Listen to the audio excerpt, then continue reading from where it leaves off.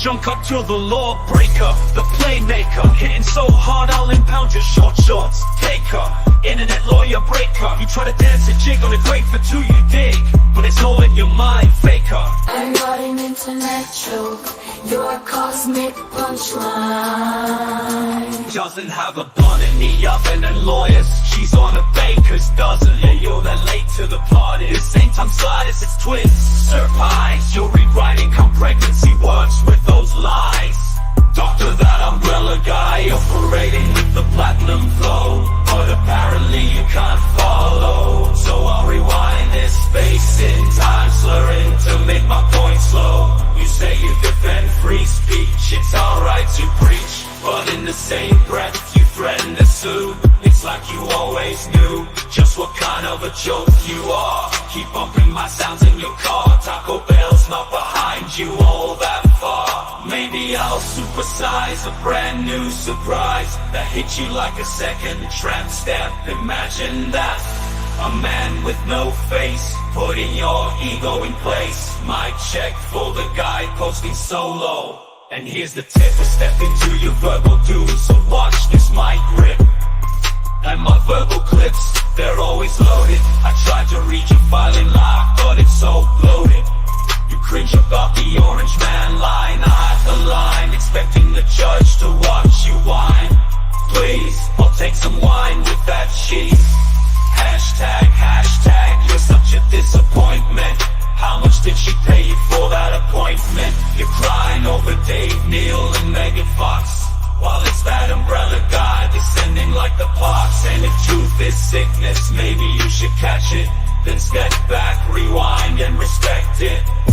Integrity isn't built on dollar signs. You're so blind to who you are and who you're not. Your blog, that's where justice goes to rot. You want me to get a tent and a sleeping bag, you're gonna sue. What about those ideals you defend? That's not true. A pregnant mouth hires a mouthpiece. All deceased, the coverage she started. Now bump this knowledge I've imparted. Tramp stamp lawyer, the world is laughing at not with you. Think people will forgive you? Your ambulance chasing on steroids. It's that umbrella guy flexes his syllable deltoids. Can I get box fries with the twin meal and supersize it? That causes mouth babies, yeah, she implies it. And to deflect, you accuse him of the worst thing you can. That's your master plan. Yikes. Won't you think of all the mouth brothers? You're the thing you call others. Hashtag, hashtag, you posted unknown names, playing the worst version of twisted judicial games, helping the lies to grow. Tramp stamp lawyer is gonna get exposed.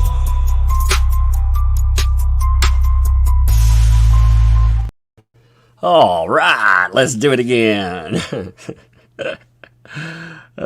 Somebody tries to take down a fucking stream, man.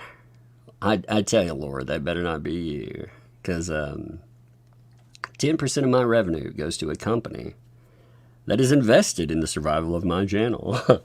And yeah, we have lawyers and all kinds of other stuff. So maybe that wouldn't be the smartest thing ever. Stupid assholes, though. You know, StreamYards has had problems, by the way, but StreamYards doesn't end your broadcasts. There's a difference there. You know, technical interruptions, other issues, that's one thing. Ending broadcasts. Somebody's playing the copyright claim game, and not with the Destiny clip either, interestingly. It's just a random hit. Like, Again, I can't attribute that to anyone, but we'll see. We'll see how that plays out. By the way, if you enjoyed the live stream, make sure you share it, because apparently some of the stuff that we cover does get under people's skin. You know, truth does that. Truth absolutely does that. On top of that, yeah, let's share, subscribe. You know that drill. If you like the content, too, consider supporting. I think there were a couple of super chats in the last one. I apologize. I don't have any control over that. So if you were in the last one and you had super chat, I don't know. I don't have any control over it at all there. I can't pull up the thing until it finishes. I will mark it. Sooner or later, it'll be in the dashboard. It will credit them, but I can't read them yet. So it doesn't take them away, you know. So, you know, they didn't just rob you there, but somebody went after the fucking stream, man. Oh, the butt hurt is real. I love the butt hurt. Don't you? I love the butt hurt from these people in these trials because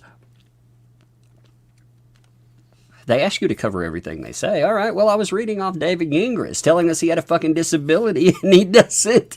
I'm not actually coaching my client. No, I just had to send her baseball signals because I can't hear anything, baby. You know? Anytime I get bored with something, it's like these people want to motivate you to keep going on them, you know? I'm the kind of guy that'll dedicate 3 or 4 months more just because you really irritate me. I'm that kind of person, you know? I'm the kind of person that'll deep dive every freaking scintilla of case that has come before this. Oh, just motivate people. You'd think they want to motivate people to go. Again, I can't say they did that for sure, but it is interesting. There have been, this isn't the first time too, and these people, you know, they've gone after other channels for horse riding videos. Again, they can write and say, "Oh, that wasn't me." Okay, all right, better not be you. It's not you. It's my 5 dozen alt accounts. Fucking assholes. Excuse me. Let's look at what we were looking at before we were interrupted. That will mess with the numbers for tonight, but I don't really care. Usually, you know, if it went down, I would think about just handing it off for tomorrow, but no. No, not today. Not today, Satan. Not today. Not today, you tonsil freaking breeding Satan.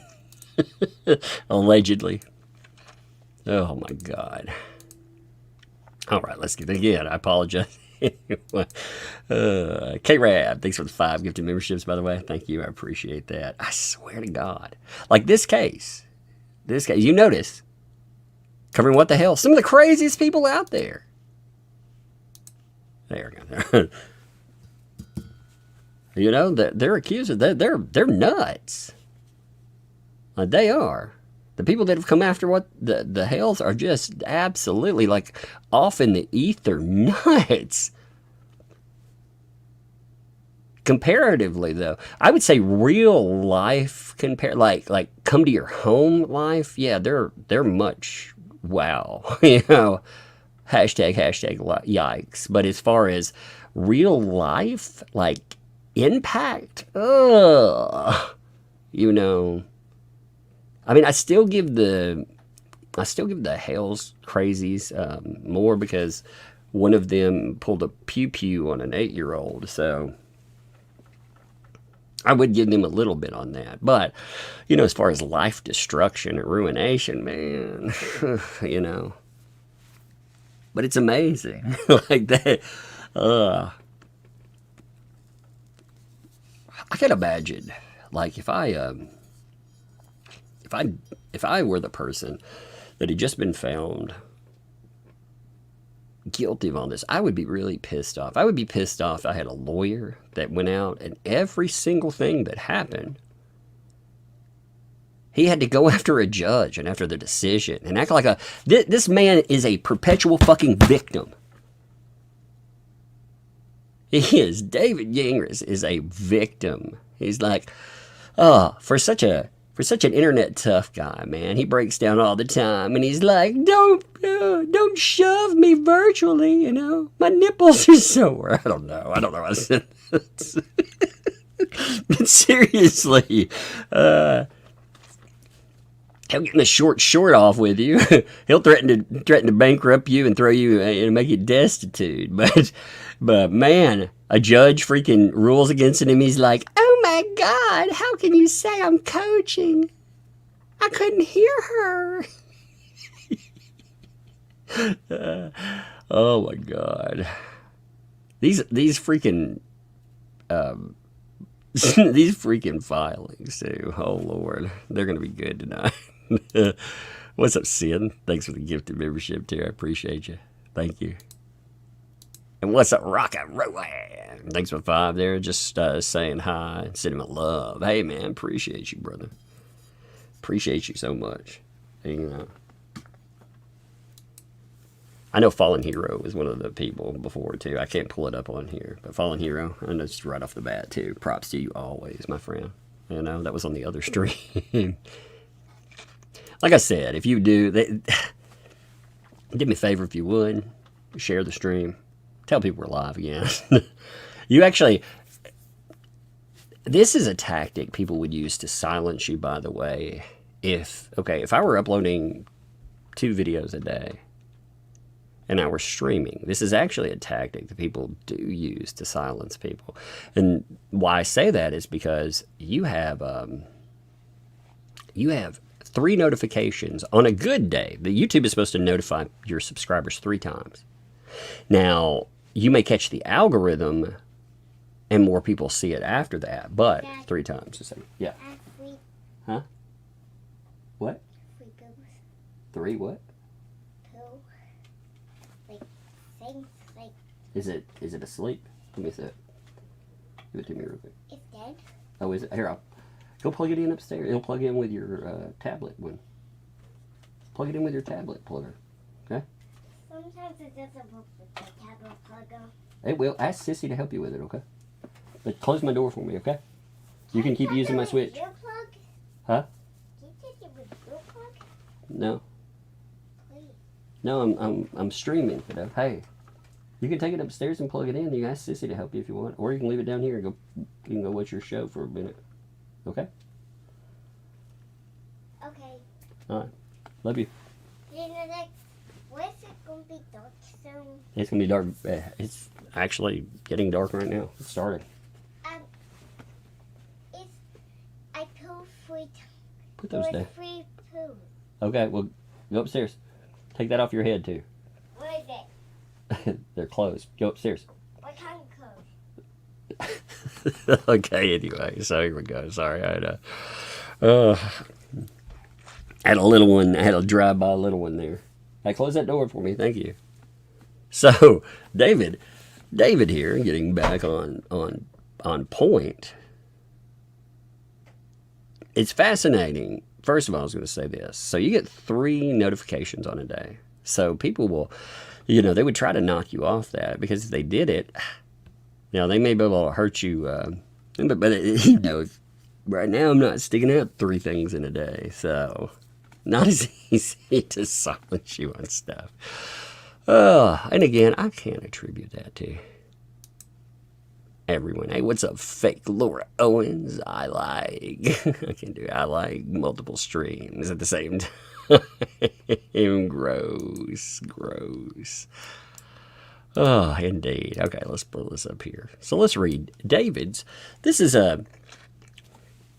David's excuse for what exactly happened in the courtroom. I started reading this, but I will read this to you again since it's on this stream. This is David explaining why the baseball signals, they existed, because he was in there. And of course he wasn't doing that, because David never does anything wrong, ever. He said one final thing. I have poor hearing as a result of an injury when I was young. A firework went off in my ear. In your ear. Wait a minute. I read that wrong the first couple of times. I read by my ear. I just, I'm not sure why, but it's not by my ear. A firework went off in my ear. I really hope that's a typo, David, because otherwise... that's some extreme Q-tipping right there, You're like, well, I got a little wax buildup. I think I'll stick an M8 in. Oh, my God. A firework in my ear. Are you freaking kidding me, man?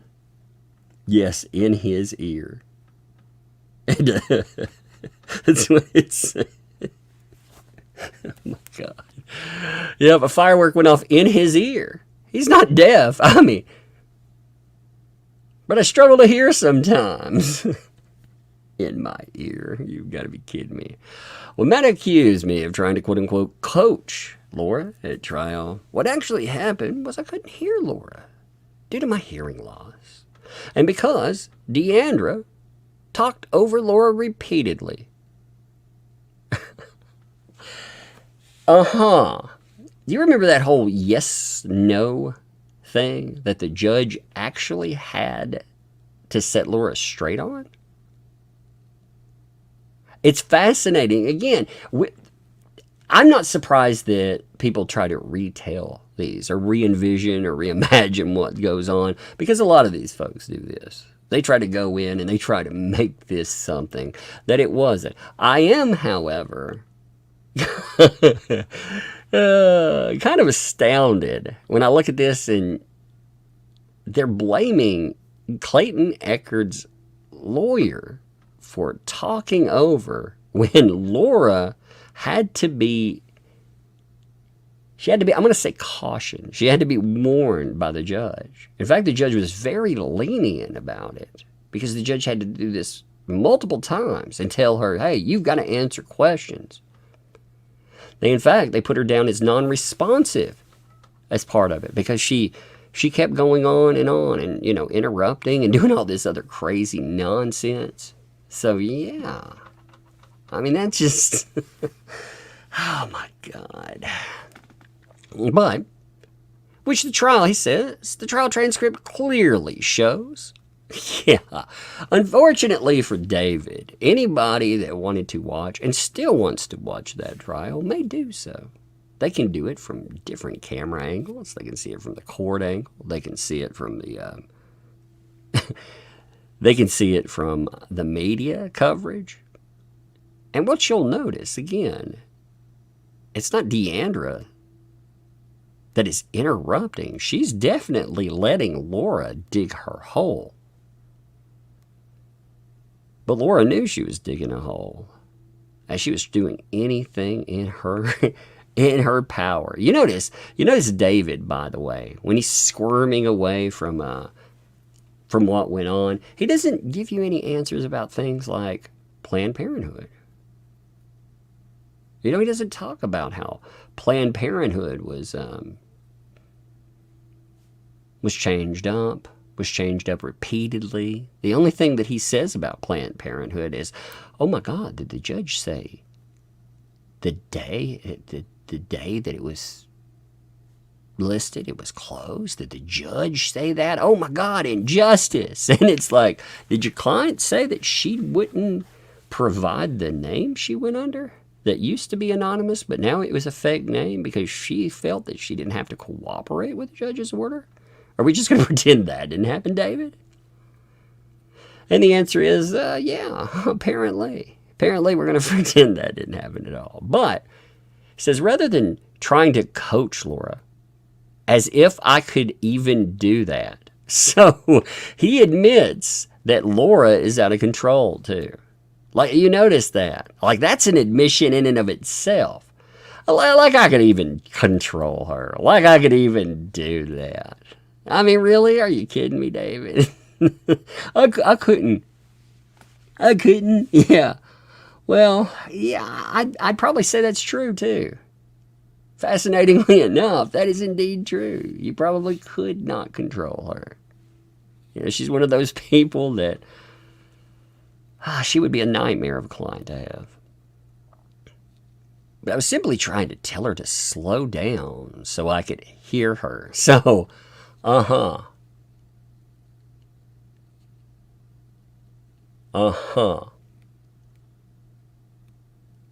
So the excuse now for the arm waving and all of the other madness is that, you know, he was just trying to get her to speak slower. She was refusing to answer questions, so he had plenty of time to object to things. He could have objected and he did sometimes.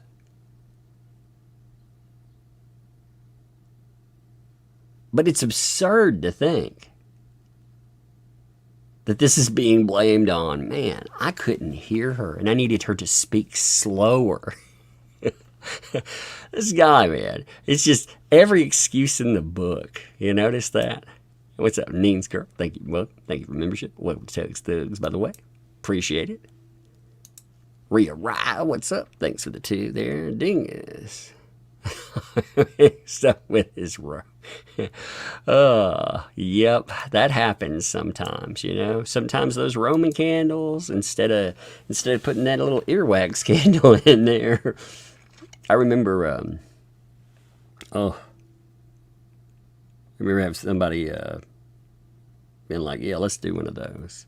Yeah, it sucks. It sucks all that earwax out. You know, not good for you, you find out, actually. But, oh my God. How do you get a firecracker in your ear? Well, you know, it was a bottle rocketing incident. I did see a crazy firework accident happen one time. It was back, way back when. You know, when the ladies had the big hair with all the hairspray in it and stuff. There was a Roman candle that was propped up on a fence line, a big wooden fence line. Somebody just propped it up there. And, you know, they were like, whoa, whoa. Well, it fired twice, and it tipped it. You know, it keeps firing because they usually have 10 shots. So it fires a third, and then on the 4th shot, it hits the edge of, the fire comes out and hits the edge of a woman's hair and all that hairspray and stuff. It was just like, it didn't catch on fire. It was like it obliterated. It was like, woof, it just disappeared. It was the craziest thing. I was like, oh my God. So I've seen some weird firework ones, but I've never seen somebody get a firework in the ear. So that's something to blog post about right there. My favorite lawyer speaks on his. Oh. But he says, I never had a chance to do so. This happened too fast. And then Laura lost her composure. Oh, fascinating that you admit that, too. Now, of course, he would be like, it's the stress. The people coming after her. Megan's asking what happened to the stream. What's up, Megan, by the way? I'll tell you about it in a minute. I don't want to fill in every detail, because, you know, sometimes you can tell people how to do things that you don't want to. You know what I'm saying? And by that off chance that you know, they probably, I figure certain people out there, again, can't prove who they are, but I figure they try dozens and dozens of different things to try to shut down stuff. And every now and then, you know, they actually, they're like 7-Eleven, you know. They hit their mark. They roll it just like they have. But, God, I bet they spend the entire night trying to take people down.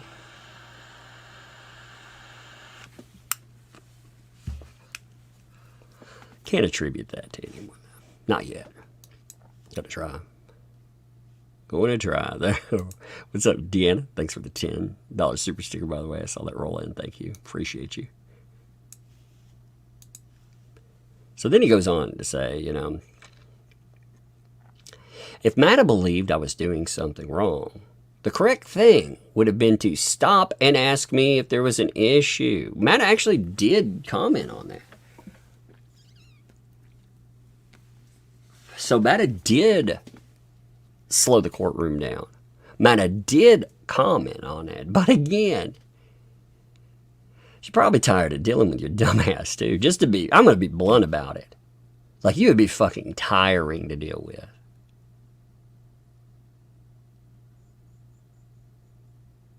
I mean, this guy, he has a wrong answer for every question, you know? It's like, what's 1 + 1? 5. And you're like, yeah, no, it's 5.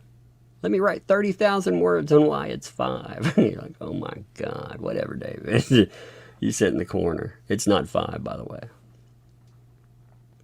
That's all he does. I mean, it's like nails on the chalkboard. He's funny because he's just ridiculous. But at the same time, I can't imagine dealing with him in a courtroom. I can imagine dealing with him as opposing counsel.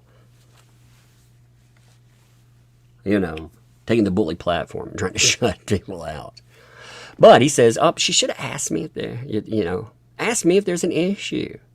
I then would have explained the problem.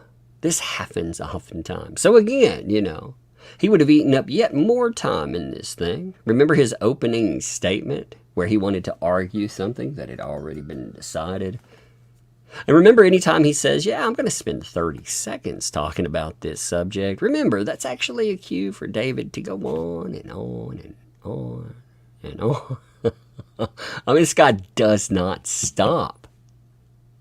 He never stops. So, you know, for the idea that a judge would want to deal with that, but she did bring this up. He had plenty of time to try to argue it in there if he wanted to. Instead, he goes on, without giving me that courtesy. Oh, the judge owes him courtesy. I mean, this is the same guy going after the judge's family. The same guy that's gone after not just opposing counsel in Woodnick, but after people in the law firm. Has gone after Clayton Echard. Has gone after Dave Neal. Megan Fox. Really, you know, we formulated the Pond Scum posse because everybody else, you know, they get the soft mention. But he's gone after people all the way down the list. But this guy, somehow, he should be given a courtesy that he will not extend to anyone else. Yeah, nicety, buddy. See, if you owe somebody something, if you have to do it under the law, it's different. But if it's a courtesy, that's something they're not obligated to do. And, well, Gingras wouldn't give that to anyone else. But he's like, oh, it should have happened to me. And again, it's all bullshit anyway. But isn't it amazing? But the judge accused me falsely of misconduct. All of you folks out there, you're blind. All of you are blind. You didn't see what you saw. How dare you? To me, it felt and feels like she was mocking my disability. He really pulled that. Yes, he really pulled that. He blamed the judge now that he has gone after repeatedly for quote-unquote mocking his disability. That's why I called it a disability, just to note, because that's his word. He's trying to say, I have a disability, and she's mocking me for it. I mean, this is an unscrupulous mother. I mean,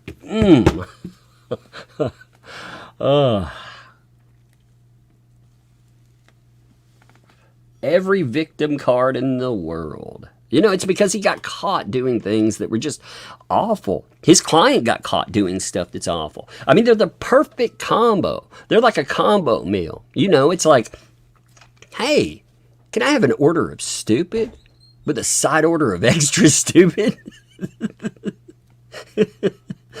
Oh, my God. Oh, I swear. His disability. Yes, like Brenda said. How could she mock something that she didn't know about? You want to put in your code? Come here, bring it to me. I mean, how could she do that? I got a little one. She wanted me to turn on something for her. Here, hand it to me. I'll do it. Let's say passcode, my iPad passcode. I know. It's my iPad passcode. Okay, it's your iPad passcode. Is it dead? It's dead, dude. I didn't know. Well, here, go plug it up, and then I'll do it. Let it get some charge, and then I'll do it, okay? Here, take it. Okay. All right. If you plug it in, though, just bring it back to me in a little bit, okay? Make sure it has at least 10 on there, okay? Okay. All right. No, put that glue down. Sissy. No, put it down. Put it down. Put it out. You're not taking that glue with you, okay? We'll do some craft or something later, but you're not going to do that by yourself, okay? Not with glue, okay? Love you. Love you.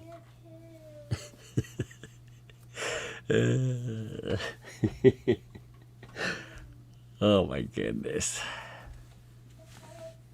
She's so dramatic. Close the door for me. Okay. Thank you. So dramatic, though. There was a thing of Elmer's lawyer where they've been doing crafts, and she picked it up. She tried to be all slick about it and hide it while she was walking away. I was like, "You're not taking that glue." You know, I end up with you like glued to a bed or something. I have no idea what she'll do, but it'll be a mess. And she gave me the big, "Oh no, Dad."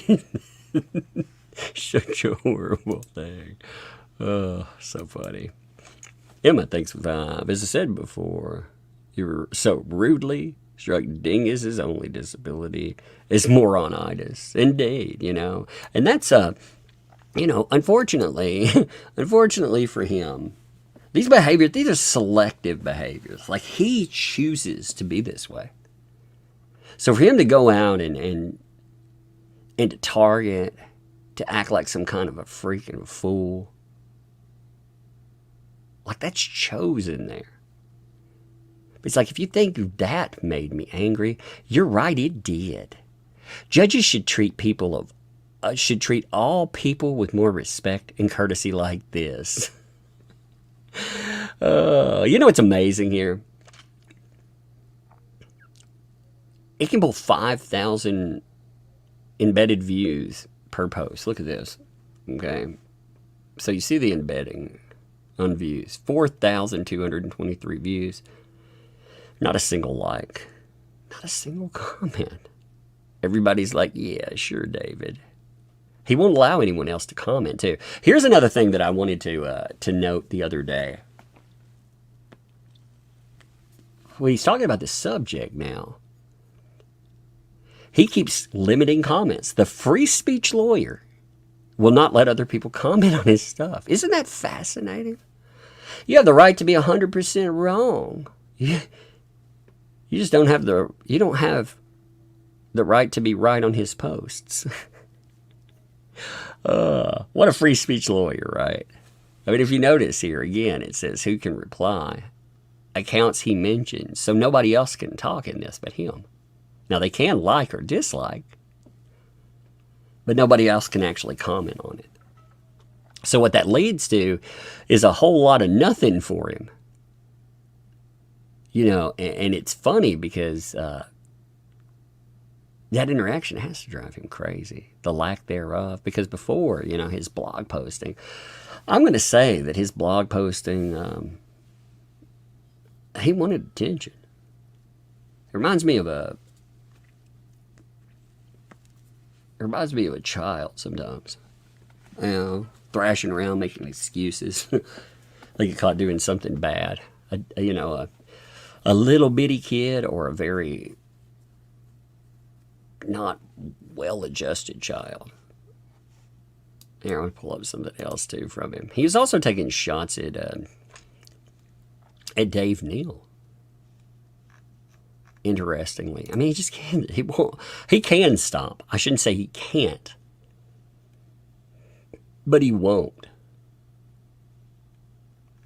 He was posting about bar complaints. He was saying, "Oh, people who are threatening me, the bar ain't going to do anything to me." That's what he's telling people. And he brings up Dave Neal specifically with this, too, which is fascinating because he's been told, you know, tone the dumb shit down. He's just right back at it. So he was like, to all those threatening bar complaints against me for my comments this week, please read this case. It is controlling law in the Ninth Circuit. Lawyer speech inside a courtroom is subject to more restriction, but the First Amendment is still a thing. Isn't this the guy that just also told us that he was going to help Laura Owens sue people into nothing? But the First Amendment is still a thing? Fascinating, isn't it? So really he's telling you there's no ramification for what I do. There's only ramification for what other people I say that they do. Then he starts commenting, you know, because people are like, oh, interesting. So Dave Neal's case showed an ethical violation, did it? It's like, no, the bar just wanted more info because they believed incorrectly I was blogging about the case without Laura's permission. If true, That would be a violation of ER 1.6. Hence, the bar asked for more info. Laura confirmed I had her permission, so the complaint was dismissed. Dave Neal, I'm gonna say this. He should have had a lawyer write up his complaint. his complaint should have been more concise and, used a lot more lawyer speak. But regular people, that's the thing. Like, you step into these protected arenas. It's just like, again, politicians don't go after their own. Well, lawyers, judges, they don't go after their own. In fact, even when they get caught doing things, most of the time, if you have even for some of the most egregious violations with judges, I read an article talking about over 80% of the judges, I'm talking like bad violations, if they don't retire on their own, in the mix, there's about 80% of them still stay. So yeah, they don't go after their own. But if you have one of their own filing, maybe that's a little different, That's probably how you get stuff done. Somebody like a certain Woodnick ever feels motivated. And again, that's his prerogative. We've seen the things that have been taken aim at him before. And again, he's had vindication in a level that he doesn't really even need that. Basically, he's made David Gingras a punchline. Because Gingras here, yeah, he won his client negative $153,000, not counting all the money that's just being suctioned out every time that you see a filing. And there was another filing, by the way. He actually answered the Woodnick filing, but was asked, LOL, how many of those have you been getting lately? I'm assuming a lot. He's like, 0 actually, just Dave Neal. The behavior reminds me of the same thing that I said about really other people, anybody like this, but we were talking about the Hales case, and one of the things that's been brought up is there was inaction and behavior escalates. Well, it's the same thing. Like, why do you think this behavior is so far out of control? Because nothing's ever been done about it. And again, this is the guy that brags about he's going to hold other people accountable for what they do when they're not doing anything wrong. People are allowed to have opinions on something. They are allowed those First Amendment speech rights. But apparently he doesn't agree with that. But he's like, what most people don't realize is the state bar will dismiss a complaint without even sending it to me if the allegations don't show an ethical violation. So Laura's haters can file 1 million complaints. It won't have any impact. It's like he's daring people to do it. He's like, file 1 million. I'll never, you've been wrong about so many other fucking things, David. It's just amazing. Like, this guy, he's pounding his chest right into real problems. Like that fascinates me.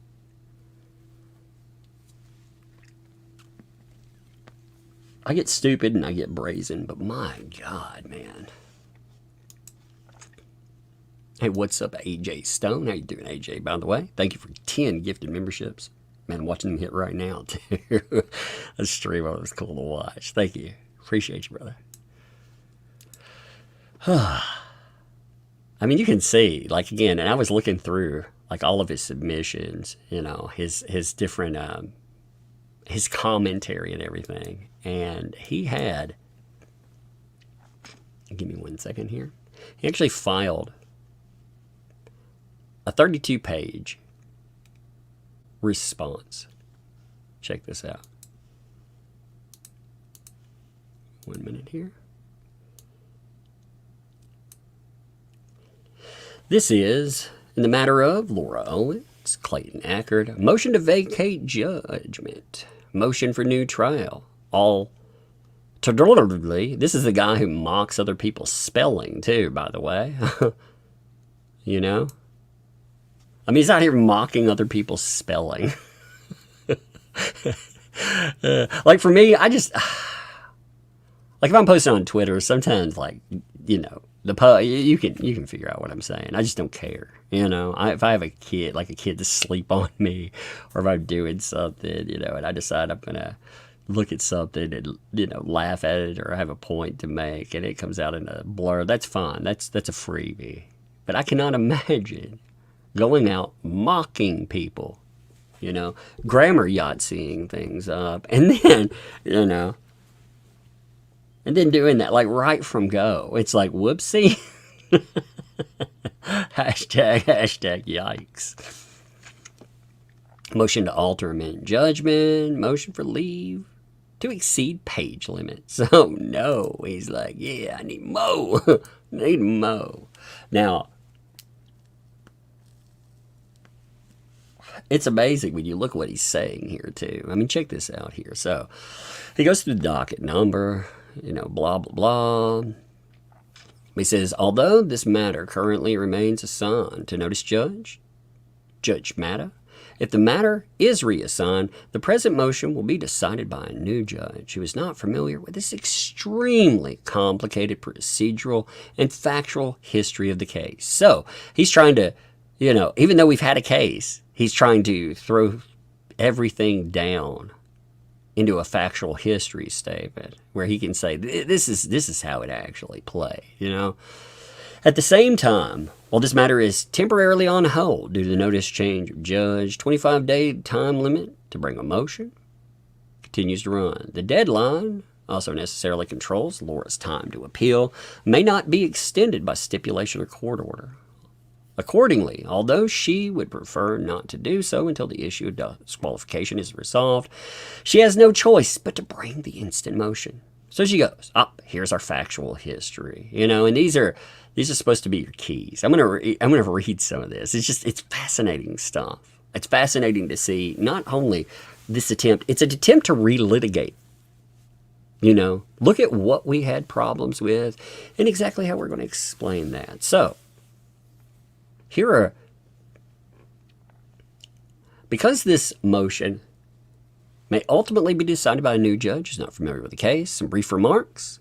First, assuming the motion is heard by a new judge, to understand the complicated factual and procedural history, the court may wish to review a few key pleadings, including, so they go through specific pleadings here. You know, you can see, you know, the notice to change judge, 7-8, both parties' pretrial statement, 6-3, findings of facts, conclusion of law, 6-3, judgment on the pleading, 5-10, motion for extension of time, 4-1, motion to dismiss. These pleadings generally explain the story. Yeah, generally. They leave out wrongdoing, though, of course. You know. And despite appearances, most, but certainly not all, of all the material facts were undisputed. Are you kidding me? They were undisputed. You mean the fact the baby? You're trying to tell me, David, that you think that the material facts, like there being a baby, that was undisputed? Are you fucking kidding me, man? That is the only material fact that really matters, right? Like, that's how we got here. So... You're like, let me drown you in these little tidbits of minutia. Well, basically, just working around the idea that the one true disputed fact, and again, there are many disputed facts, but the true disputed fact is there was no baby and it was all a lie. Again, a lie that got you referred, or your client referred for prosecution. What a bunch of garbage there. But in short, she claims to have a one-night encounter with Clayton, May 20th. She says that intercourse occurred. He says that it was only oral and grinding. She claims tested positive pregnancy, multiple occasions, banners mentioned, and an unannounced surprise test was given to her by Clayton. After the parties were unable to reach any agreement, she filed pro se. Clayton filed pro se, denying paternity, in which he denied having, let's say, relations, certain types of relations. Clayton answered further, alleged in petition. This was made up by Laura, i.e. claimed that she had never actually pregnant. So right here, okay, so he's like, Clayton says that she was never pregnant at all. Oh, wait. What was he saying through here? If you look at this, all of this stuff, it's undisputed. I would say that statement right there contradicts everything he just said.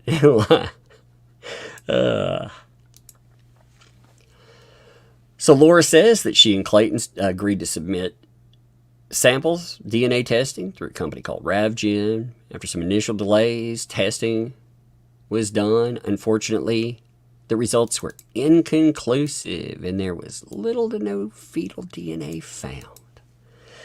Yeah. Again, more dispute. Like, again, why did that come up? Because it goes to the one disputed item. The fact that all of this is a fucking hoax. Laura claims she had blood work done October 16th, HCG level of 102. They go through, here's why she would have thought 102 actually would have been pregnant. About a month later, Laura was seen by OBGYN mom doc, confirming she was no longer pregnant. After hearing was pregnant, the pregnancy had failed, nothing to file. And she took no actions to keep litigation active. As a result, December 4th, court administration issued a notice placing this hearing on an inactive calendar. You notice how much they skipped in the middle. Notice all of the little details. Wait, she didn't go to Planned Parenthood, David? Where's Planned Parenthood? Where are they? Oh, yeah, let's pretend that didn't happen, right? If we pretend, maybe we can convince people that that's not worth reviewing. Shortly before the case was due to be dismissed for inactivity, Clayton hires counsel, or retains counsel, Greg Woodnick, who appears for the first time December 12th. Again, this is his narrative. Woodnick immediately files several pleadings. So they go through the pleadings here. Again, I would say that would contest a lot of stuff. Filed these pleadings without any attempt to meet and confer with Laura as required by. He loves to try to go back to that, even though this stuff has been ruled on. And he moved for a Rule 26 sanction. Shortly thereafter, she retains counsel, other counsel, by the way, who appears and files a motion to dismiss with prejudice. Days later, he withdraws, and with Laura's consent, it's on January the 2nd. So he's like, yeah, I'm going to file this. Oh, shit, I'm out. Oh, I'm sorry. Oh, I said he. I meant she. You know, it's Alexis. I don't know why I said he, because I got David Gingras on the brain. But Alexis, she. My bad. That was totally my bad. Confusingly, on the 25th of January, Judge Matta issued an order granting Laura's motion to dismiss. In that ruling, the court indicated petitioner advises she is no longer pregnant and filed a motion to dismiss. While the court will grant the motion, the issues of sanctions and attorney fees remain. Judge Matta then set up an evidentiary hearing for June 10th. The undersigned was first retained and represented March 25th. So we were looking for this specific date when we were talking about all the billing and stuff. There's your specific date of retention, March 25th. After appearing in this case, the undersigned quickly discovered Mr. Woodnick filed a Rule 26 motion for sanctions without first consulting with Laura, not giving the mandatory 10-day written warning. After counsel discussed this, and despite initially refusing to do so, he filed a motion to withdraw. You know, it's funny how they spin the reasons why, too. He's like, I made this happen. It's like, no. No, that's not how that played, actually.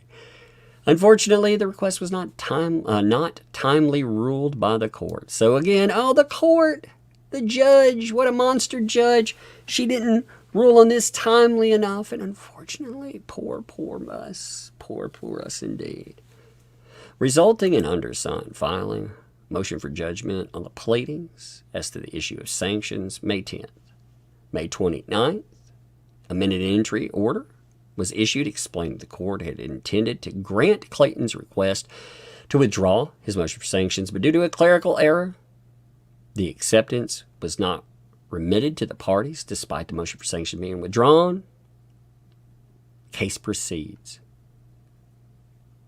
June 17th, Judge Matta. So they want to be like, we should have never been made to go to trial. Isn't that it's amazing too.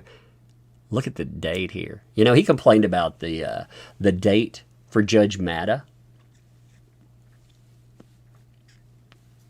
Judge Matta got a date wrong. Well, at least she was probably within 5 years of the fucking decision, right? 2029, baby. In 2029, this guy, he's like a language policer, and yet. On June 17th, Judge Matta issued an order finding in favor of Clayton as to substantially all issues in the case and awarding attorney's fees, the amount to be determined by later application. The post-trial order also purported to find Laura lied about being pregnant, as well as 2 other matters.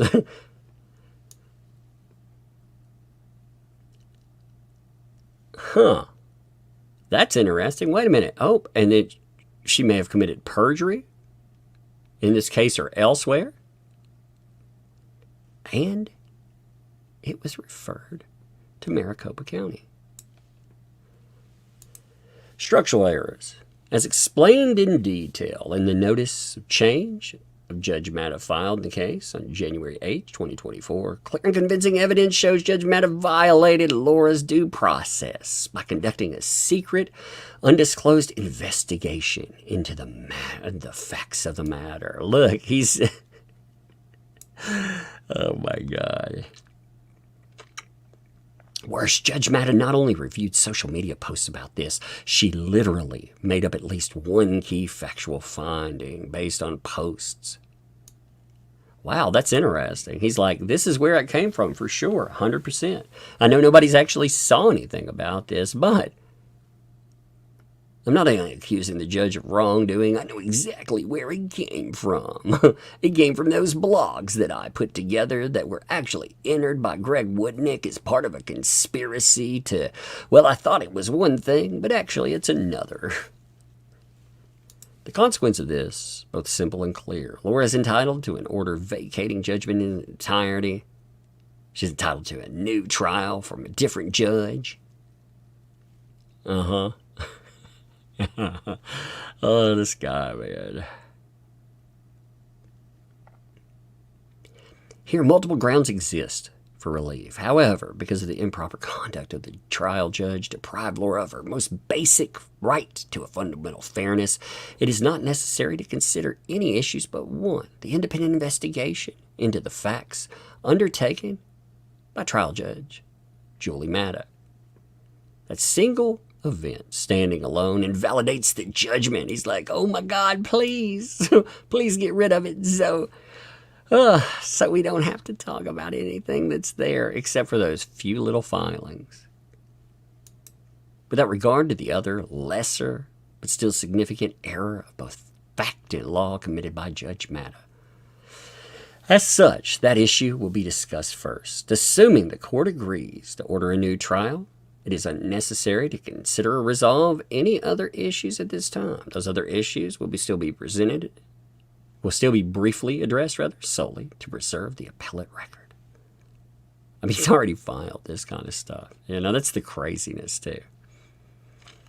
Before addressing other issues, Laura moves for an order that the judgment be vacated in its entirety. New trial.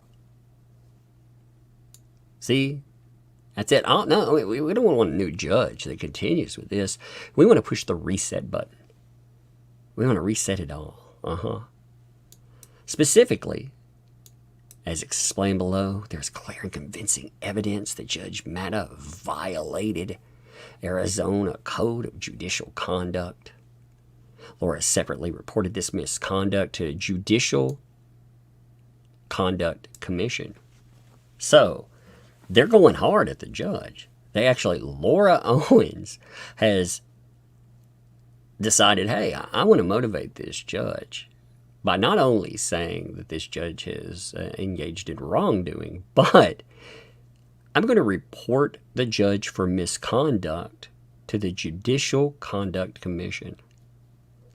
You talk about something that could blow up in your face, or it could blow up much like a firework in your ear. Do I need to speak up, David? Oh my God. Yeah, attack a judge's family, attack a judge's credibility, attack a judge's courtroom, go after them and try to report them for misconduct. Maybe, again, they referred this to the Maricopa County District Attorney. That's a good way to put yourself in. It's like she wants to go to jail. They talk themselves right into a jail cell. It's going to be amazing. Here, unrefutable evidence demonstrates Judge Matta violated Rule 2.9c by conducting her own internet research. She did so by reviewing information posted online regarding this. Even worse, she adopted one or more statements of fact in the judgment were not in evidence, but were based solely on statement published on the internet by Clayton's supporters. Then he goes into legal standard. Blah, blah, blah, blah, blah, blah. This is the reason why. Again,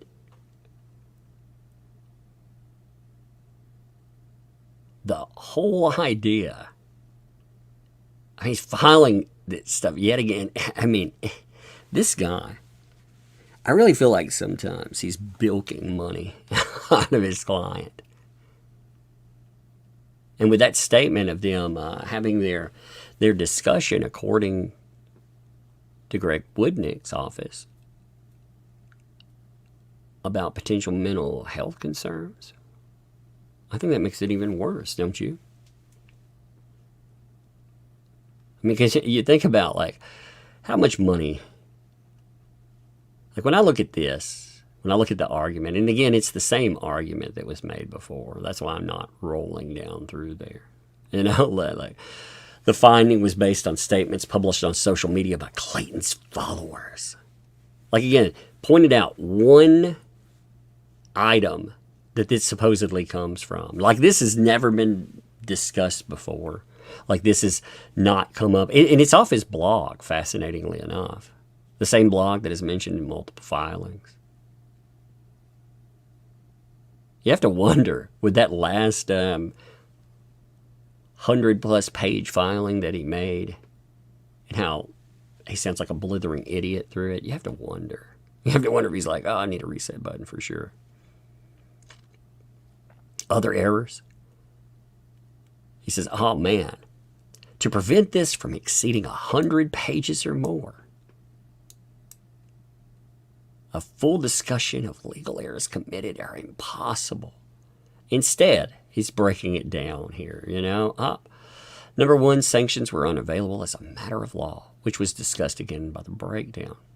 The bench trial violated Laura's right to a jury trial. Now I want a jury trial. Fascinating. Now she wants a jury trial. She's hoping that there would be some person on a jury that would look at this and they would feel sympathy for her. That's what they were hoping. Instead of having to convince one judge, you hope that you can convince a portion of decision makers, Just days ago, the United States Supreme Court issued a decision explaining that litigants cannot be denied their constitutional right to a jury trial simply because the rules of the forum do not permit that. To be clear, it only addressed the federal jury trial, right under the 7th Amendment, and that specific provision of the Bill of Rights does not apply in state court. This point is irrelevant, however, because, you can see, quoted here. So that doesn't matter. To be fair there, in Fisher, the Court of Appeals rejected the appellant's argument that, again, providing for an award of attorney fees in certain appeals from compulsory arbitration violated her right to a jury trial under Arizona's Constitution, but that finding was based on two materially different facts. The possibility of a fee award here does not act as an unreasonable or insignificant burden impairing the right to a jury trial. Again, arguing, we should have had that. Here, both safeguards were entirely absent. First, as an initial matter, unlike Fisher, here the ultimate issue was not decided by a jury. They were instead solely by the court. Yeah, solely by the court in the... What type of trial was this again? What exactly were we talking about here? Were we talking about children? And coming up with parenting contracts for something that never happened. Again, she wanted to play by, you know, the whole play stupid game, win stupid prizes. Yeah, it looks like it's on display here. Second, Clayton has requested an award of more than $150,000 in fees, and there's no provision for the court to decide to award those fees based on economic hardship. Oh my God. Economic hardship. You mean the lady that bragged about buying over $1 million in property? That person? The one that was like, yes, I did indeed buy that. And he missed out a commission for over $1 million, which I think is one heck of a statement anyway. If you're willing to lay down commissions off of that type of property, potentially, that's a statement about somebody too. Third, Clayton asked the court to find, and actually did find, that Laura engaged in fraud and other conduct that would be tortious and actionable in civil proceedings, assuming it was true, which it's not. In effect, unlike the outcome of Fisher, what occurred in this case is that a singular judge was permitted to decide all ultimate issues in this case and then award an unlimited amount of fees to punish Laura as a result. Man, how dare she be punished for fraud? How dare she? They're like, they don't have the jurisdiction to rule on that. They're essentially saying here, since Laura wasn't pregnant anymore, that should have ended things. That's what they want to play that game, you know?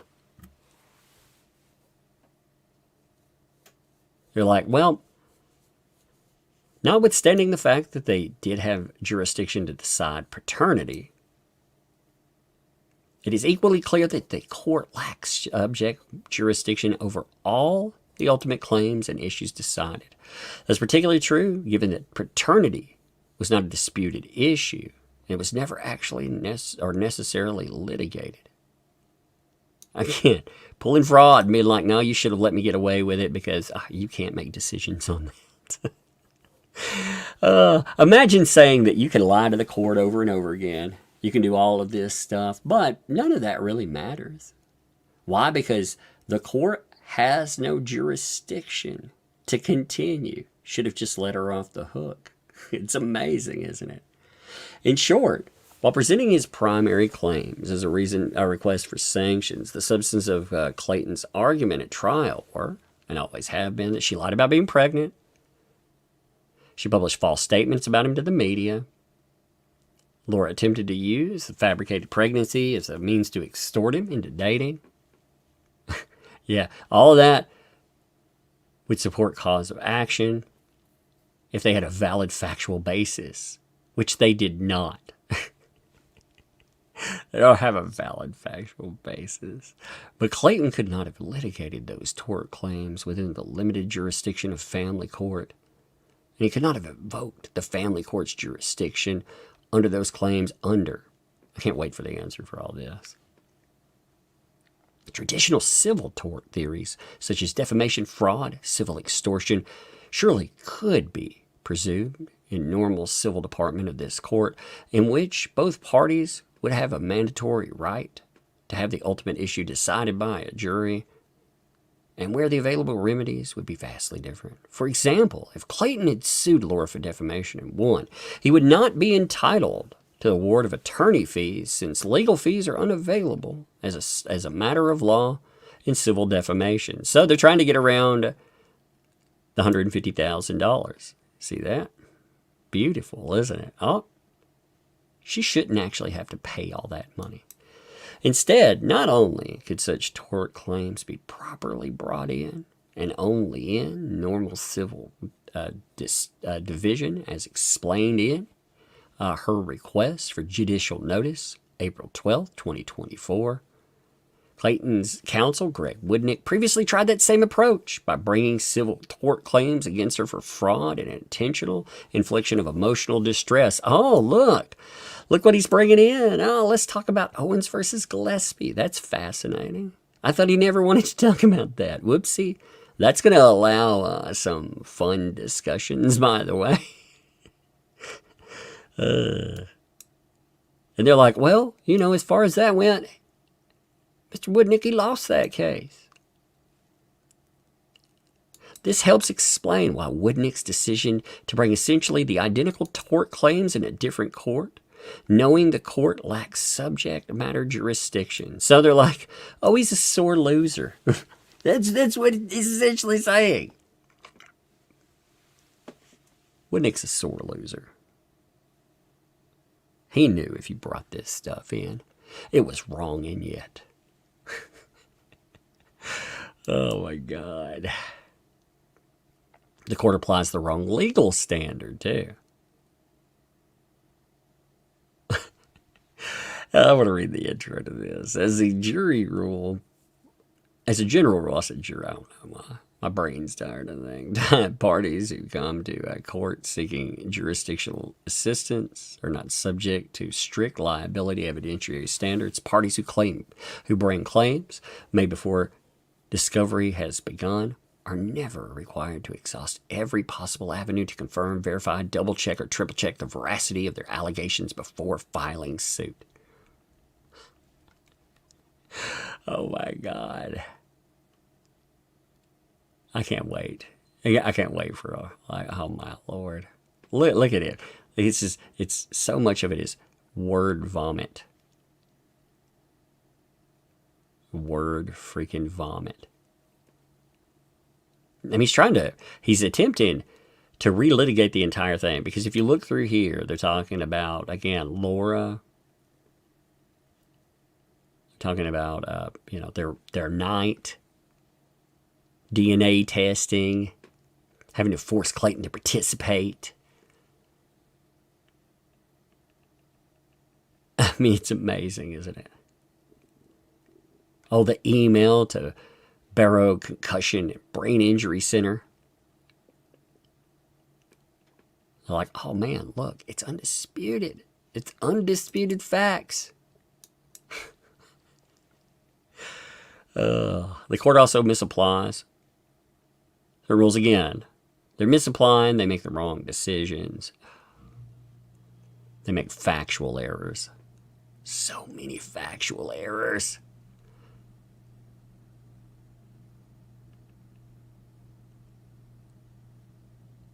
That's again.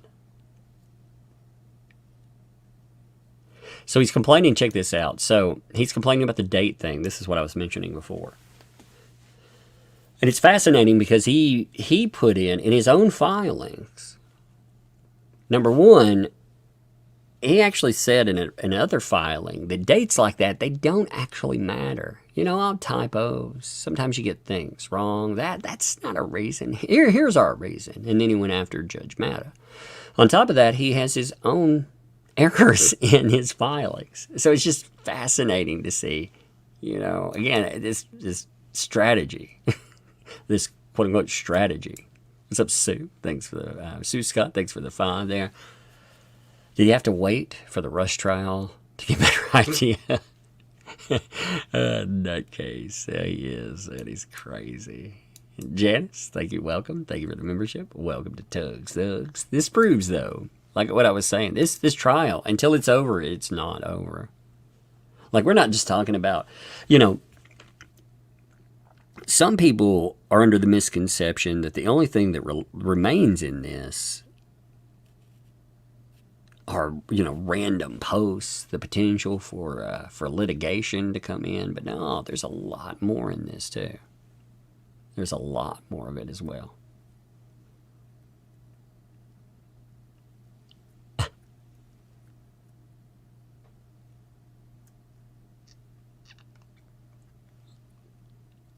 Check this out here. So, saying this is a problem here. Saying that she later testified she believed she was having fraternal twins, one boy and a girl. And they're like, no, she never did that. She never actually said that. Isn't that amazing? She makes all these statements. And again, you know, I guess if you file enough stuff and you say enough words, man, maybe the truth will get buried. I'm not sure. It's just they also go with the without the consent thing. So you can see this is in here too. They said, oh, look, at trial petitioner testified that the parties had intercourse and that it was ARP. And they're like, nope, that misstates it. Actually, she said it happened without her consent. Well, what the fuck is that? Under the law, what is doing that without consent? Is that some other thing? You know, the technical, they said, well, this conduct may fit the technical definition of that. She did not intend to accuse him of that. And she did not personally consider his conduct to be that or any other crime. Oh, I see. So they're trying to back off that claim now because it looks so bad. Isn't that fascinating? No. Even though it technically, as a matter of definition under the law, is ARP, she didn't say that was ARP. She herself wasn't considering that. Therefore, that's so gross. That is so freaking gross. Gingrich made it very clear what they were accusing him of, by the way. They made it very clear in his own filings. So to play this game there, again, you know, you can see, like, he's not throwing out substantial items, substantive items. He's throwing out random, well, technically, she said it was without consent. And even though that's technically the definition, so under the law, it would indeed be that. And they doubled and tripled down on that idea. That's not what she meant to do. She didn't mean that as a file. Oh, really? When you add something is done without your consent to something like that, you know exactly what you're saying. That's so gross.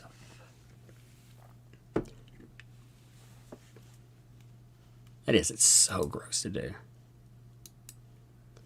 Angel, thanks for the 21 months. 20 months of exposing fake victims and liars. Tugs, thugs, indeed. Appreciate you too. 21 months. Thank you.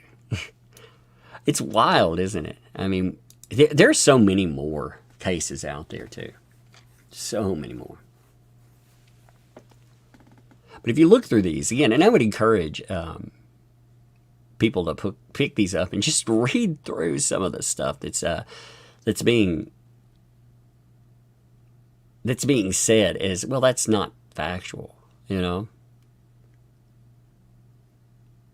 Like he said, okay, and the something to consider, email respondent maintains the lack of intercourse would preclude him from being the father of the fetuses. They're like, that fact is not supported by the admitted evidence. Respondent specifically stated the exact opposite.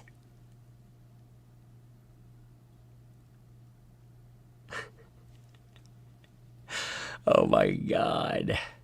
It's so funny. I mean, what I feel like this is a long con to make money off a client. It feels like it, does it not? The judge also, well, they were like, the court was not provided with evidence of a positive beer bug test, but maintains that the nature of the high-risk pregnancy would warrant a visit to the ER, who would be equipped to care for a high-risk pregnancy with a mother that was beer bug positive. That's not supported by evidence either. Specifically, the court assumed that a visit to the ER was the only proper response. There was no admitted medical testimony to support this speculative conclusion. The court asserts further, you know, so you end up, think about this. You supposedly have high-risk pregnancy. You contract the beer bug. You're apparently sick enough that you need to cancel appointments and stuff, but you don't check in for the care of said fetus that you're suing someone over because you want paternity. You want some kind of paternity rights with that. You want them to have a parental plan in place. You want them to go through all of that. But you can't even bring in the lowest standard of care, which is do more than just sit on your ass while saying, hey. So if we take their own words for it and say that the reason they weren't doing something is because, again, they're beer bug positive. You know, you got the COVIDs. You don't do anything. I mean, you know, people have said a lot of nice ways of saying that she didn't do even the bare minimum to care for a supposed child. Not even the bare minimum. And again, you know, they like to argue, well, there's some women that go in and they don't do anything. They don't even know they're pregnant until they deliver. She is in a courtroom suing another human being over paternity rights, over, again, a parenting plan.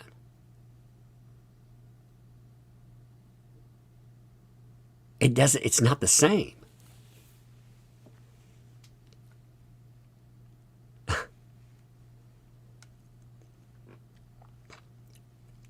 They brought up the 102,000, the change. Oh, well, that wasn't supported in evidence.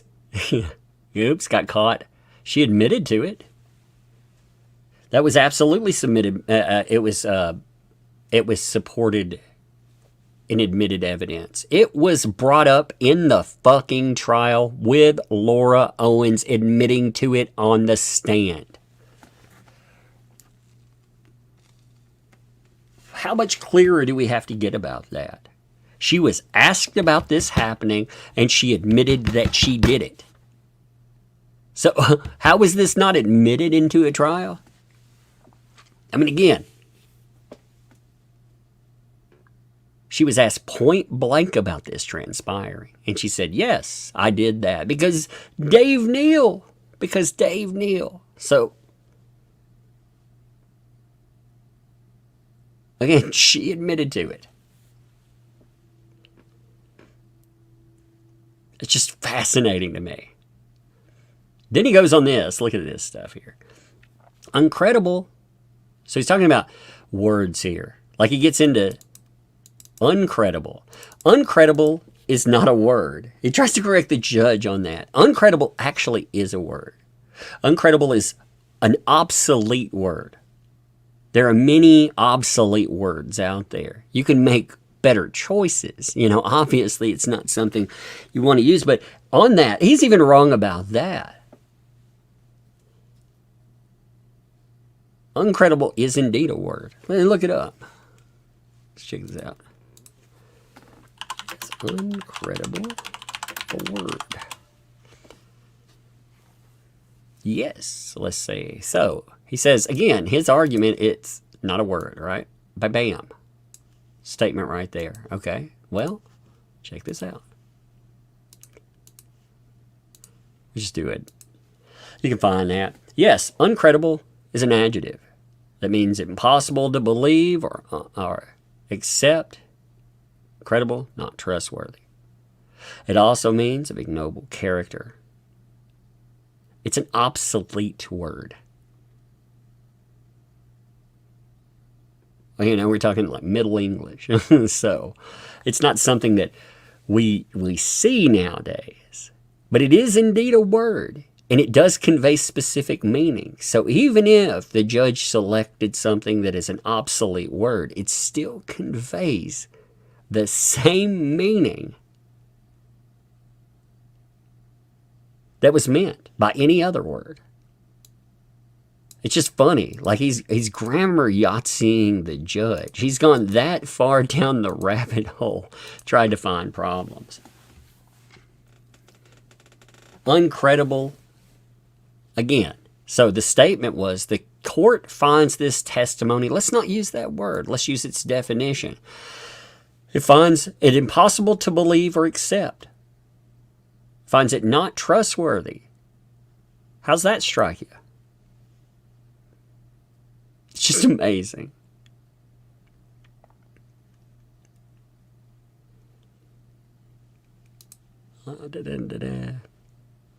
And to the extent the misuse of judicial resources finding referred to the immediately preceding finding that Laura should not file a motion to dismiss, this finding is not supported in evidence. I want to lead this. And it ignores the fact that Miss Owens could not advise respondent of the development because he had blocked her ability to communicate with him.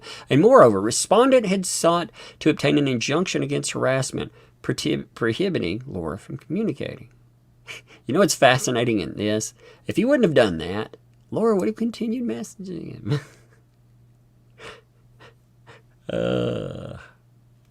Uncreditable. Uncreditable is not a word. Let's play this again. Is uncreditable a word?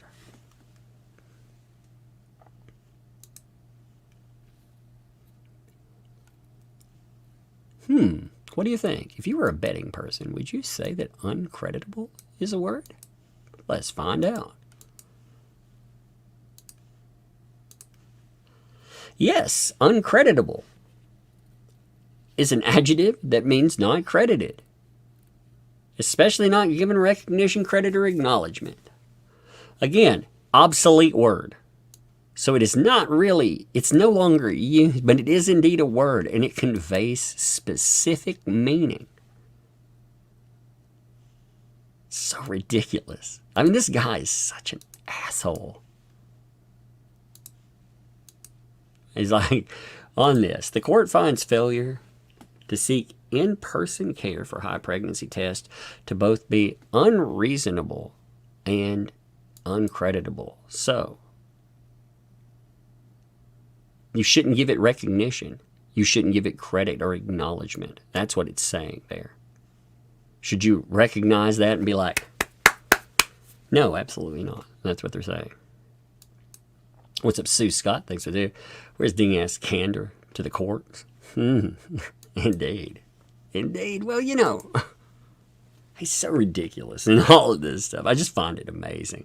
And to the extent the court found Laura's conduct to be unreasonable, that finding is not supported by admitted evidence and is based on the application of incorrect legal standard. And again, it continues like this. Uncredible is not a word. You know, he keeps playing this. Oh my God. court finds Dr. Mitchell received to diminish. Okay, so typo for diminish. So diminish is not a word. Creditability is not a word. Again, he's language policing. I mean, when you get down to this, that doesn't mean anything.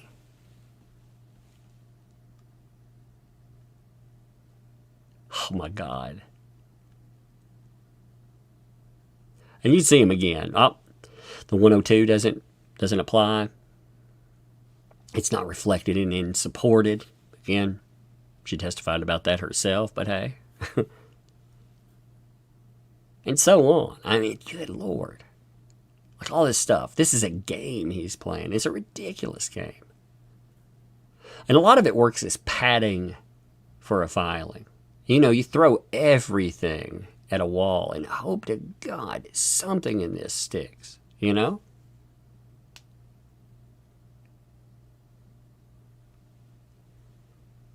Oh my God, look.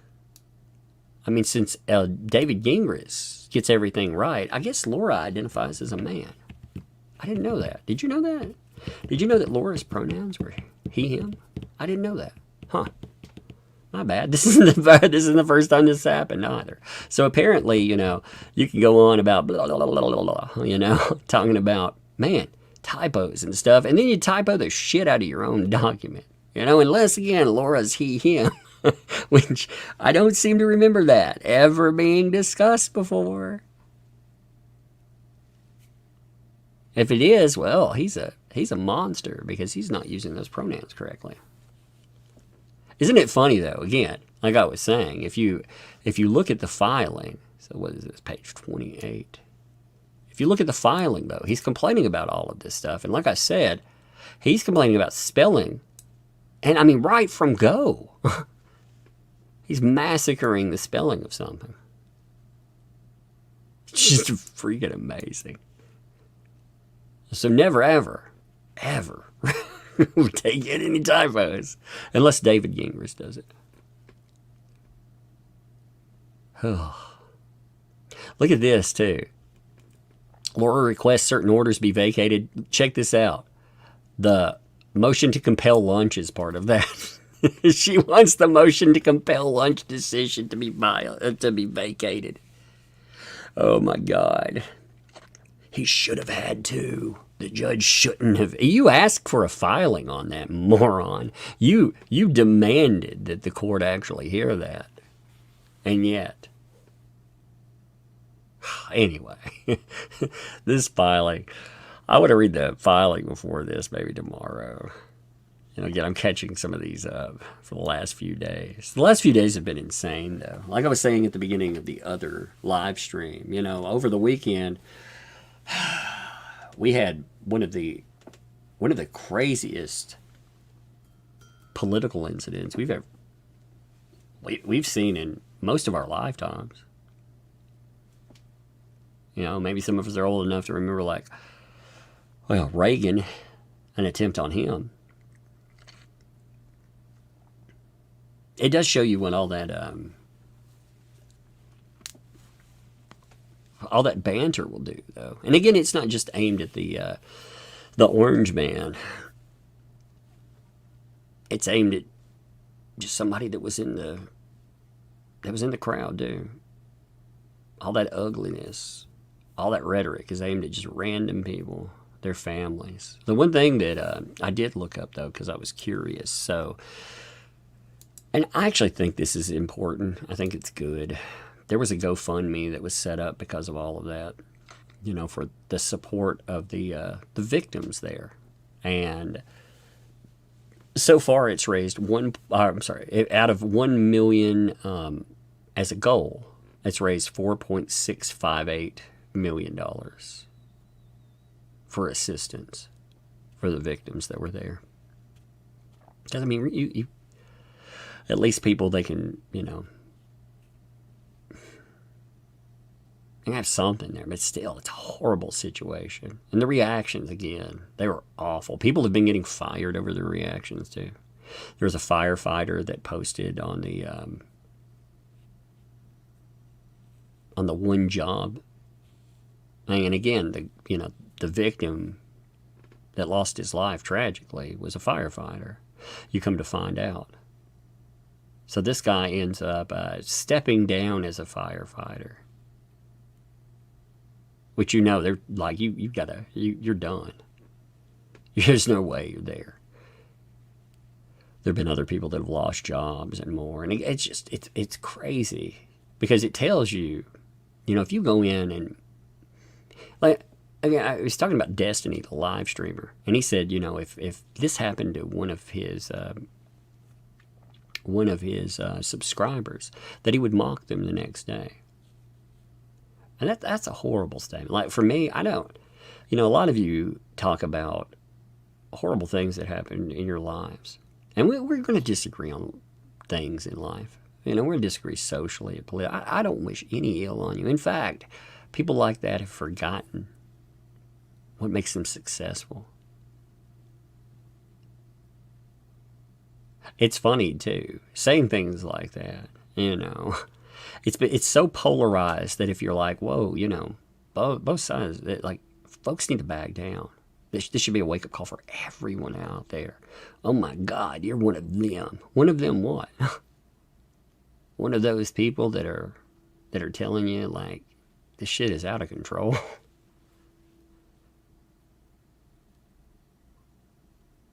I mean, I'm going to say that when you make direct comparisons to the Yazis and Hitler, and you say this guy's the second coming of that you know what's going to happen. Because we've had movies about people going back in time and trying to end that person. I mean, you know where that leads. And we've already had people lose their lives. We've had them lose their lives before this. We've had violence in places like Portland. Now, media didn't like to talk about that. But some of that violence, again, people would lose it over political rhetoric. But the problem is that when you start saying that, then there's some accountability that needs to be held for the media. Because their rhetoric has been so extreme. I mean, it's crazy. Like, you have people that come in, they buzzword each other, and the buzzwords and the back and forth have become so extreme. It's othering. And othering, I've said this many times, you see it in trials, you see it in this here. When people call you a sexist or a racist or a phobe, those aren't othering words. They're not meant, they're not insults. I said othering words. They're not insults. They're not meant to call you fat or stupid. They are othering words, rather. And othering words are supposed to, they're supposed to take away your humanity. They're supposed to make you viable targets for anything. I remember a couple of years ago when the media was asking the question, is it okay to punch a Yahtzee? And they were talking about based on political beliefs. Is it okay to do violence to someone? And they were getting up on their stand and saying, yes it is. Yes, it is. And it's sad. Because you know where that goes to. And we're not talking about Yahtzees here. Like my granddaddy, he's been gone a while now, but my granddaddy toward the end of his life, he would tell me stories about World War II, about the Normandy invasion, about seeing a V-2 rocket go through the sky once, and just crazy stuff, and just the horrors of war. Those were actual Yahtzees. They were fighting the real thing. The people that you get in the internet slap fights, I'm not saying there aren't horrible people out there, and there are some actual people that would describe themselves as Yahtzees, but they are few and far between. Normally the people that you run into, they're just people. And it's sad we've gotten to that. What's up, Desiree? Thanks for the Matt from Demolition Ranch is catching flack because the shooter had one of his t-shirts on. Hey, I remember, okay, so we've seen, I remember when the Columbine stuff came up, and music was linked to it. You know, they were blaming bands like KMFDM. And KMFDM, you know, they're anti-establishment. They're anti-authority. I like KMFDM personally, but they were blaming them, bands like Marilyn Manson. They were saying they're to blame. Why? Because, well, in one picture, they have a KMFDM hat on. They have this or that. Therefore. And it's like, you know, so do we hold every brand that they're wearing? Is it only statements that are, you know, is it a statement shirt? Like, where do we draw the line on that? I mean, ultimately, we should be looking at this as, how does this happen and how do we prevent it? And I'm not talking about with laws, because what this opened up, here's the other thing that really bothered me about the, you know, one job and you missed folks. What do they think would have happened? They call the orange man a dictator. Okay, well, what do you think happens if this succeeded? We're going to see laws enacted like we've seen in other incidents, like with 9/11, for example. Those laws are going to severely overreach into your rights. They would, you know, like with 9/11, they allowed monitoring. They allowed jailing without due process, without representation. How many of those people that are posting these things would have been the direct recipients of this brand new laws that they cheerleaded on? How many of them would have ended up with a knock at their door or worse? I mean, some people are so stupid. I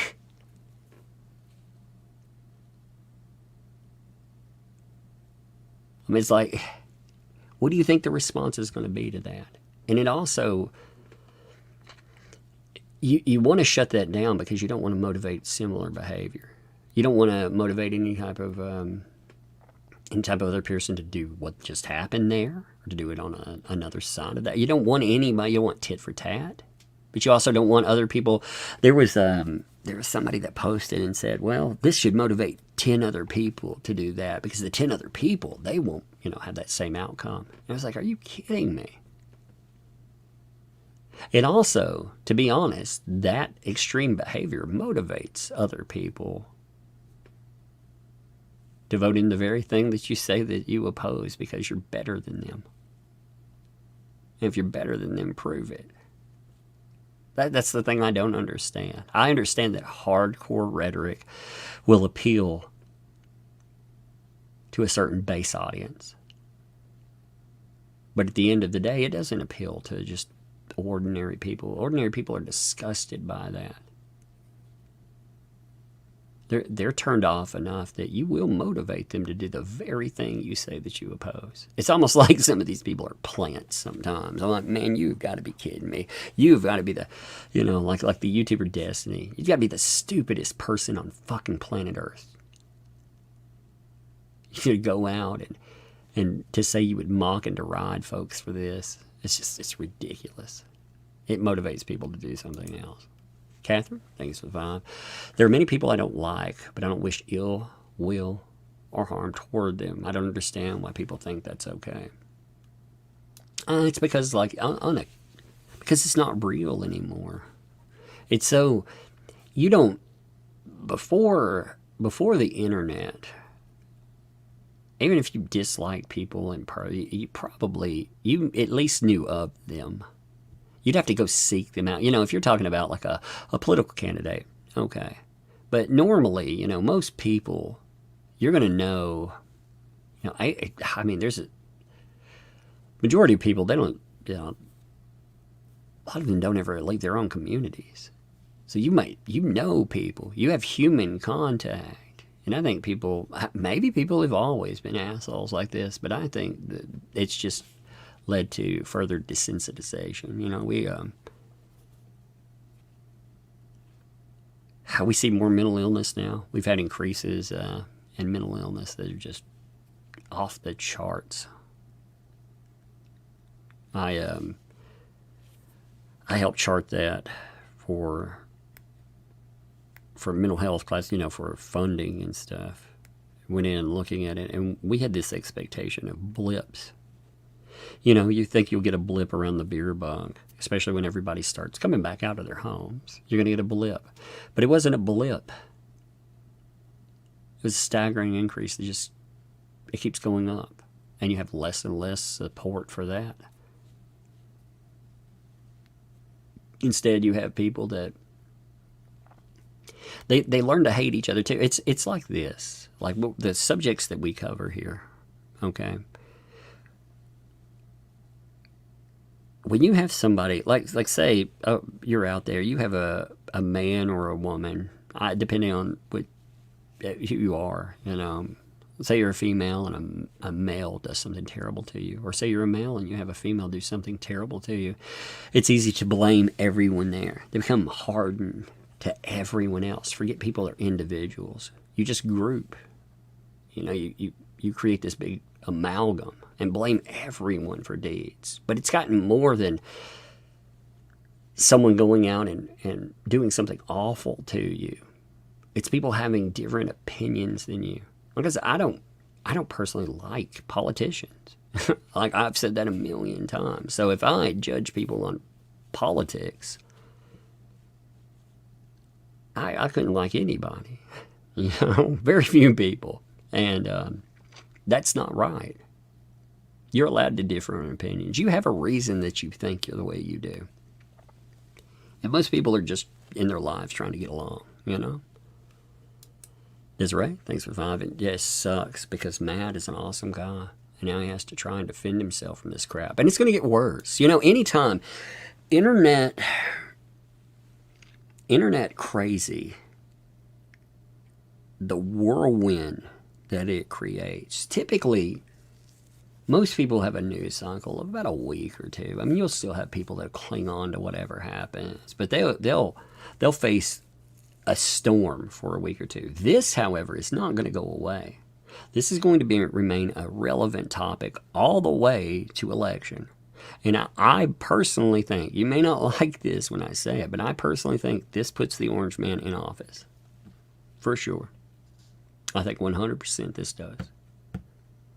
I think that there is, because unless something else happens out there, like those events, everything that's come off of it, it will 100% put that man in office.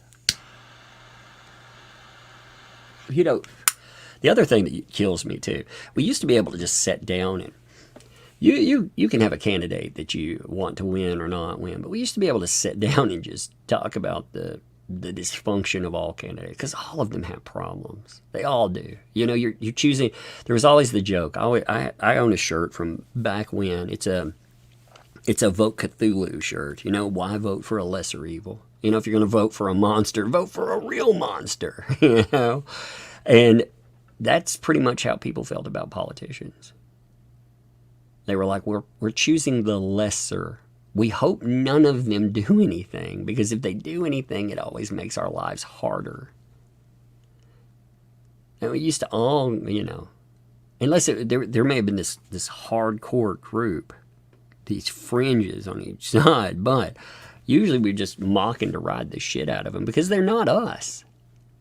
Maybe on a local or a state level, they are you. But on a federal level, they aren't you. In fact, I tried to get a hold of my elected officials. You know, my elected officials for this county and also other ones out of dozens of attempted contact. I got 2. There were certain ones. I got to the point with one elected official we have that's over the counties here, over 3 counties. You know, they're supposed to have an office. They're actually supposed to staff an office where you can fucking get callbacks. Yeah, they don't. They don't have any staff. They never answer a phone. It goes to voicemail and they never call back because you're not important.